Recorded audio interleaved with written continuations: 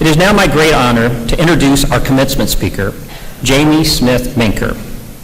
In August, we were pleased to learn that Jamie, a 1998 Truman history alum, as well as a 2000 alumna of our Master of Arts in Education program, was named the 2013-14 Missouri Teacher of the Year by the Missouri Department of Elementary and Secondary Education. Jamie is a social studies teacher at Rockwood Summit High School in Fenton, Missouri, a district with which she has been employed for the past 13 years. She currently serves as department chair at Rockwood, and she will compete in the National Teacher of the Year program, a project coordinated by the Council of Chief State School Officers. Jamie is an outstanding ambassador of her alma mater and an exemplary role model for our MAE students. She spends her days teaching history to sophomores and psychology to juniors and seniors. But her educational interests extend far beyond those courses. She promotes the importance of literacy in all subject areas and for children of all ages. She believes in the maintenance of high expectations as an important step toward improving literacy and preparing students for college and careers. And she believes that early education is the key to developing lifelong learners. For Jamie, school was always a place that built up her confidence. And as a teacher, she works to instill that same kind of confidence in her students and fellow teachers. In the classroom, she strives to empower her students and then pushes them to achieve goals they may not have thought possible. Community service is also a key component of her teaching philosophy, as she provides her students with avenues to participate in various outreach programs, whether it is volunteering for a charitable organization, working at school improvement events, or serving as tutors for younger children. Jamie and her husband, Terrence, also a Truman alum, reside in Maryland Heights, along with their two sons, Kyle and Tyler, and as I understand it, they are being bribed to behave very well today with various gifts, technology, I think has, yes. Ladies and gentlemen, please join me in extending a warm Truman welcome to the 2013-14 Missouri Teacher of the Year, Jamie Manker.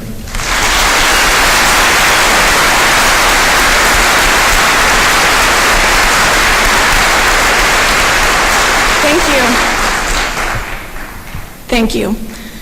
I would like to thank you for sharing your wintry graduation day with me. I have attended dozens of Rockwood Summit High School graduations where I teach, and I can tell you, I love everything that graduation represents.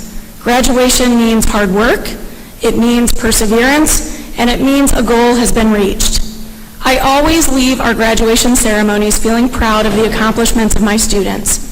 And today's graduation is particularly special for me because today I have the rare opportunity of watching some of my own former students receive their college degrees. Graduates, the degrees that each of you will leave with this afternoon, they reflect your continued academic growth and they show your ability to solve the problems of today. As a teacher, I firmly believe that whenever possible, my students should be working harder than I am. So in that spirit of hard work, I'm going to ask all of you to solve a problem right now. Okay? Like really, I mean it. You have to solve a problem. And if you have a cell phone, I never say this in class, if your cell phone's out, flip it off camera mode and into your note-taking feature. Okay? Take a minute, find your phones, at least one per family. Graduates, you know you want to take pictures of your friends anyway. You can dig them out of your pocket. You can get a few pictures too. I'm going to give you 3 numbers that I want you to enter. Okay? So you need 3 numbers as you get your phones out. Parents, I promise there won't be any photo ops you're missing by being in note-taking. Okay, here's the 3 numbers I'd like you to record if you can. 38, 24, and 8. Okay, so the 3 numbers you'll need 38, 24, and 8. And now I'm going to read the problem and we'll use those 3 numbers to find a solution. Okay, so in a sea cave, there are some mermaids, some octopuses, and some fish. Altogether, there are 38 arms, 24 eyes, and 8 tails. Your task is to find out how many of each creature. So you need to calculate the number of octopuses, number of fish, and number of mermaids that would be swimming. And again, it's 38 arms, 24 eyes, and 8 tails, and you want to find a number of octopuses, fish, and mermaids. And I'm going to give you 20 seconds to come up with an answer. Okay, go. You can ask friends for help.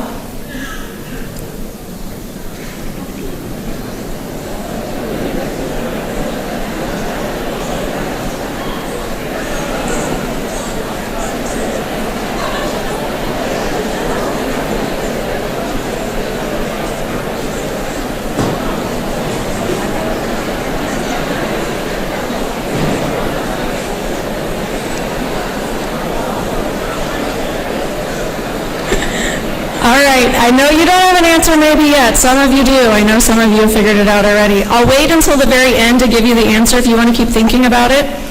But I know you have other things you'd like to do this afternoon, so we're going to move on. Here's what I want you to think about. When I told you there was a problem to solve, what was your strategy? What was your approach? Did you know that I couldn't really make you do it and you were, you decided to just talk to your friends? Were you really competitive? Did you think, well, this is weird, but I want to know what the answer is, and you started working through it? Did you divide the number of eyes by 2 to get the total number of creatures? It's a hint. I want you to think about the way that you typically approach challenge. Consider your patterns. What are your strategies?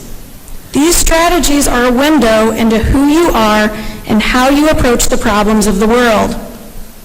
My own problem solving is a perfect reflection of who I am and how I approach challenges. First and foremost, I am competitive in all things non-athletic. So that means when I get a problem, I want to find the answer, preferably first. I also lack creativity. When I'm confronted with a problem, I come up with exactly one solution. I have one answer, and when that doesn't work, then I'm forced to ask my friends for help. I am self-aware, and as a result, I'm not surprised when I think about my problem-solving strategies. Even as a new teacher, I had a very clear picture of my personality, my strengths, and my weaknesses. The greatest challenge that each of you will face as you move forward into the next step of adulthood will not be solving word problems, but it will be to solve the problem of redefining yourself in your new role as an employee or as a graduate student. You've had several years to define yourself as a college student of Truman State University, and many of you here at this December graduation, you gave yourself an extra semester to create that definition. I did too. But as you move forward, your definitions will have to change. I remember being in this very gymnasium in December of 1998 when I received my Bachelor's of Science degree in history. And I was going to be entering Truman's Master's in Education program that January with the goal of becoming a teacher. But on graduation day, I did not feel like a teacher. So I was about 2/3 of the way back, I was on this side of the aisle, and I patiently waited for the commencement address to end so that I could get on with and begin solving the problem of my life, which was to redefine myself from a college student into a teacher. Throughout my process of creating my new grown-up definition of self, I survived student teaching. I was fortunate enough to find my first and current job at Rockwood Summit High School, and I toiled away that first year happily working as an average teacher. I watched other teachers in my building, wishing I had their talents and hoping my evaluating administrators would continue to rehire me, even though I lacked the talent that was all around. For each of you, developing a level of self-awareness that is genuine and accurate is your first step in redefining yourself as a grown-up. The problem for me was how I interpreted my definition. I had decided that because of my qualities, especially my lack of creativity, I would always be just an okay teacher. I knew that I would never dress in historical costume. I was never going to create those cool interactive review games that other teachers made. And so I entered my first year of teaching, and I was happy with mediocre. The funny thing about high school students, though, they are simultaneously honest and and inspiring. By the end of my first year, I had watched so many of my students struggle through battle after battle, be it with loss or illness, with crisis of identity, or failure to conform. Even more of my students showed me hard work, talent, and success, and it went beyond the definitions of their small hometown. Each of their stories made me realize that they deserve more than mediocre. I had to redefine my picture of what makes a great teacher, and my definition had to allow for me to be an example.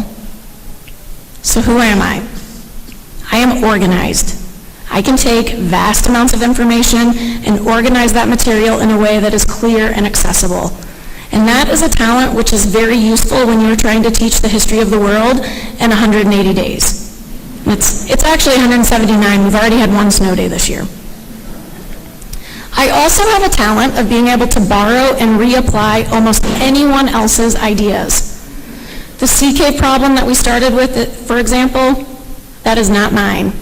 That came from John Hattie. He's an educational statistician and researcher, and I was at his conference in October. For me, I learned how to turn organization and idea stealing into a very successful teaching career. Graduates, you have the problem-solving skills to succeed in your next venue of life. You have the grit that the real world requires because of your time here at Truman State University. The very process of living in Kirksville forces Truman graduates to develop problem-solving skills. For example, when you wake up in the morning and find an Arctic sheet of ice spanning campus, or 4 inches of snow, and you hear those snapping tree branches that are falling because they're covered in ice, we know that class, graduation, final exams, they will never be canceled. Ever. And we're problem solvers here, so we have learned that treacherous, slippery, branch-dodging walk to class, or finals, or graduation, we know it has to start at least 10 minutes earlier. We are problem solvers. We have perseverance. We have survived winters in Kirksville, almost. Trust that these skills will serve you well. Truman State University has also developed our ability to solve problems of the workplace by challenging our academic minds. Our library is open regularly until 1 in the morning. Some of you may have been there last week as late as 2, nestled between those stacks of books studying for your last test. We've also been given the fantastic opportunity of a liberal arts education that allowed us to test our talents and create accurate pictures of our strengths and weaknesses. I remember, for example, taking a 100-level speech class. I was a freshman then, and of course as a freshman I knew that my future would not include formal public speaking. I did not keep that notebook, a decision which I profoundly regret this afternoon. Truman classwork in all disciplines, in all classes, the ones in our major and outside, even the ones whose notebooks we choose not to keep, those classes encourage free thinking, they develop creative problem solving, and they demand a rigorous attention to detail. The result is that each of you now possess a tremendous work ethic that is well respected in the business communities of the Midwest and across the nation. Today is the celebration of your academic success, and we can, with fairly reliable research, pinpoint the reason for your success. It's your reading comprehension. Research tells us that the key predictor of your ability to solve problems, including math problems like John Hattie's sea cave example, it's your reading comprehension. You are all exceptional readers, or you would not have survived Truman State University. My wish for your future is that you are able to find a way to encourage the reading habits of the next generation. Read to your own children, especially when they don't want to listen. And parents in the audience this afternoon, if your newfound freedom from college tuition payments provides you with a little bit of free time, I encourage you, volunteer at your local elementary school and work with struggling readers. And if your local school does not offer a volunteer reading program, please email me and together we'll create one. I mean that, and you can find my email. It's on every website ever. Literacy is the key to academic success or failure. I know you value literacy. Share your love of reading so that all of our children can become great problem solvers of tomorrow. And speaking of problems, let's see how you did on the sea cave example. If there are 38 arms, 24 eyes, and 8 tails, it means that you must have 4 octopuses, 5 fish, and 3 mermaids. At least one right answer in the middle front right here. Yeah, a couple guys got it right.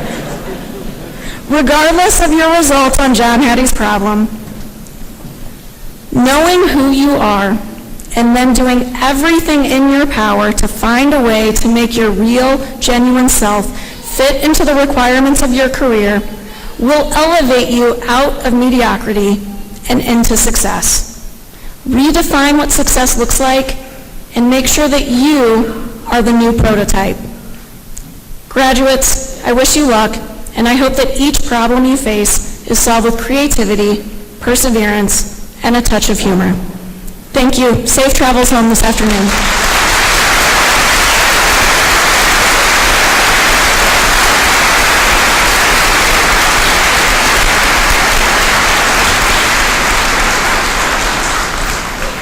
Thank you, Jamie, for those thoughtful and inspirational remarks. You serve as an outstanding representative of your alma mater, and we are delighted to have you and your family with us today. And now, due to inclement weather, I am going to cancel the rest of today's ceremony.